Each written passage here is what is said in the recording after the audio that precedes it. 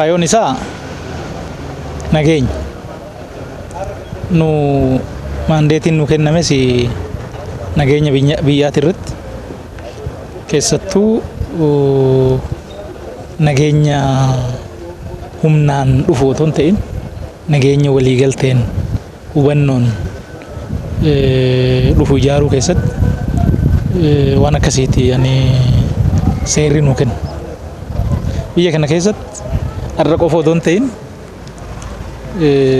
durii kaasee wal ajjeechaan walitti bu'iinsi turee jira. Har'a san keessaa bu'uu hin dandeenye. Sababni isaa akka nami gariin jedhanii miti. Akka mana keenyaatitti wanni nu laalle rakkoon bu'uuraa dhimmoota sadii irratti waliigalteen dhabamuudha inni ilaala. Tokkoffaan biyya kana keessatti ijaarsi biyyaa waan hin dhuminiif dhimmoota jajjaboo dhimmoota faayidaa biyyaa ta'an irratti namni kaaba jirus namni kibba jirus namni jedduu jirus ijjennoo wal fakkaatu hubannoo wal fakkaatu hin qabu. Lammiin Itoophiyaa faayidaa maalii walitti qaba? Maalirratti erga tokko dhaabbachuu qaba? Maaltu yoo nu jalaa miidhame miidhaan erga tokko nurra gaha? Ka jedhu kun gaafiin hin deebine. Kanaaf wanti xiqqoo irratti wal nyaachaa oolu. Lammaffaan gaafii eenyummaa biyyaatiin wal qabatu. Biyya kana keessatti afaan, sabni, aadaan, amantiin garaagaraa akka jiru hin beekamu.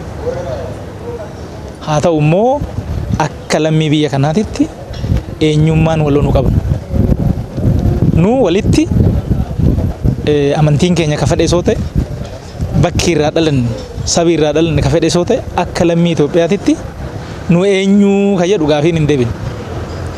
Ammoo wanni walitti nu hidhu wanni waliin qabnu wanni silaa itti boonuu qabnu baay'ee jira. Kun dhokatee waan irratti wal dhabne qofa leellifama. So eenyummaa waloo irratti maal faa waliin qabnaa ka jedhu kan ifa ta'uu qaba ka jedhu achirratti hubannoo wal fakkaatu baddaa gammoojjitti Amaaraa Oromoo jedduutti Sumaalee Affaar gidduutti sabaaf sablammii hunda gidduu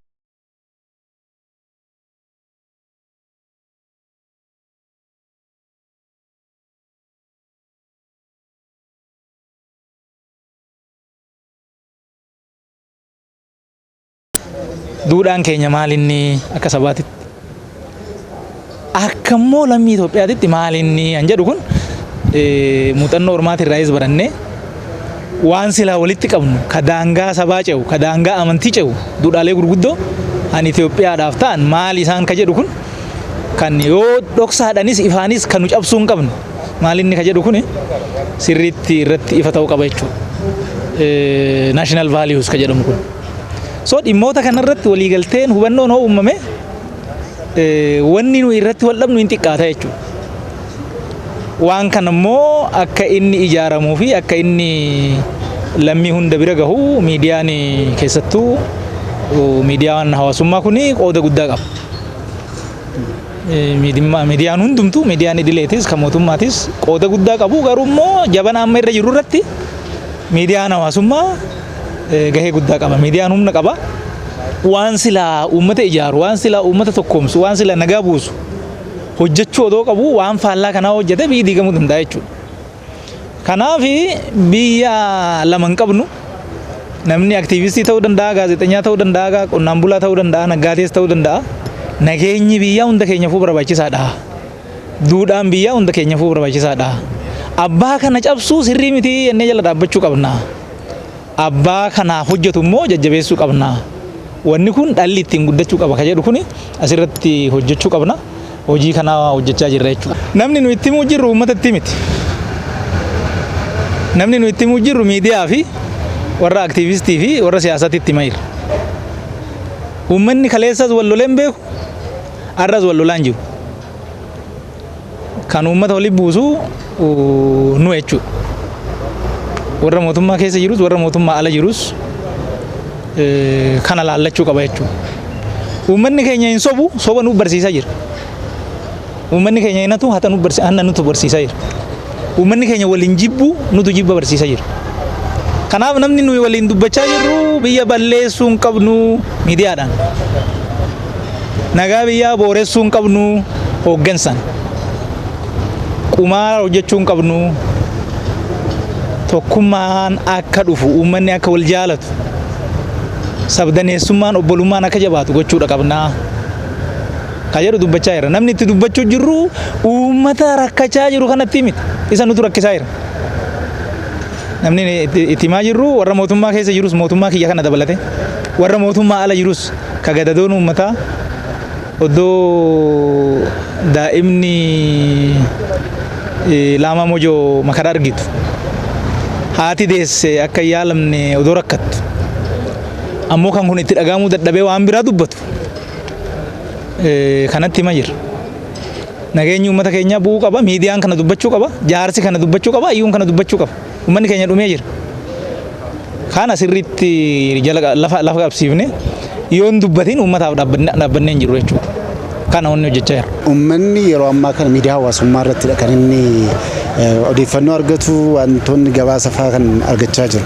Kanaaf wanti immoo miidiyaa hawaasummaa irratti kan darbu kun hundumtuu immoo haqummaansaa kan mirkanaa'e miti. Maaliif editorial poolisii hin qabu. Abbaan barbaade kan bilbila qabu hundumtuu odeeffannoo mataasaa dhiyeessuu danda'a. Waan itti dhaga'ame miira itti dhaga'ame hunda isaa immoo achumaan ibsuu danda'a. Kanaaf miirri anatti dhaga'ame sitti dhaga'amuu dhiisuu danda'a. Miirri anatti dhaga'amu dhugummaansaa si biratti dhugummaa qabaachuu dhiisuu danda'a. Kanaaf wanti darbu miidiyaa hawaasummaa kana irratti darbu hundumtuu sirrii waa hin taaneef keessumaa immoo biyyattii kana yeroo ammaa kana ijaarsaaf nageenya biyyattii irratti yaaddoo waan ta'eef waggaa lamaan sadan darban kanaaf yuunivarsiitii Finfinnee wajjin taane miidiyaa hawaasummaa kana akkamitti ijaarsaaf nageenya biyyaaf oolchuu dandeenya. Karaan amma ittiin jiru kan argitu sabaaf sablammii waliin jiraachuu hin danda'ani. Baluu yoo walitti dhufan ibiddaaf cidhiidha. Amantiin garaagaraa akkasii waliin jiraachuu hin qabani jedhanii gurra guddisuudhaan wanta dubbatu wanta kufennaa cabe jechuudhaan kan addunyaa garaagaraa irra taa'anii oduu sobaa yookaan immoo ol kaasuudhaan wantoota dabarsan kan xiyyeeffannootti kennamuu qaba kan jedhuun tokko warra biyya keessa jiru waggaa lamaan sadan darba keessa hordoftoota baay'ee warra qabaniif leenjii garaagaraa laachaa turreerra. Isaaniif kun biddeen. Dhiisii yoo ittiin namni isa hordofu hin xiqqaata. Lammata hordoftoota baay'ee argachuudhaaf da'oo amantii yookaan da'oo sabaa alles da'oo siyaasaa faallaa qabaachuu qabda malee ati gidduurra teessee baluun akkasiin wal madaalsiseen baluun kanarratti gaariidha baluun kanarratti balleesseera yoo jette namni si duukaa bu'u badaa hin jiraatu. Kanaaf kana hir'isuuf jecha beekamtii leenjii laanneerra uummatamuu akkasiin kunaa weedinasii irratti uumaa jirra. Itti aansee warreen miidiyaa hawaasummaa irratti ijaarsaaf nageenya biyyaaf gumaachan dhibba keessaa foonee ulaagaa yuunivarsiitii Finfinneen baaseen beekamtii laanna. Annis amajjii bultii 26tti karoorfanneerra. Yeroo sanatti uummataaf yeroo beeksisnu uummannis isaaniin hordofuudha. Warreen immoo jibbinsaa fi waliin jireenya uummattoota sabaaf sablammii fi amantii gidduu irratti immoo faallaan hojjetan isaaniin immoo unfollow gochuudhaan maaliif isaan kan hojjetan waan isaan hordofnuuf malee utuu isaaniin namni hordofu hin jiru ta'e isaanis taa'anii hojii kana hojjechuu hojii biraa hojjechuutti bobba'u malee taa'anii hojii kanatti yeroo isaanii hin fixan. Miirri kan keenya kam keessumaa hanqinni qabnu maaliin dadhabbinni keenya karaa kamiin karaa dadhabbina keenyaan dhufanii uummata kaasuudhaan waliin jireenya sabaaf sablammiif uummattoota amantoota gidduu jiru ijaarsaaf nageenya biyyaa gidduu jiru irratti waa hin taane hojjechuu irratti baay'ataniiru.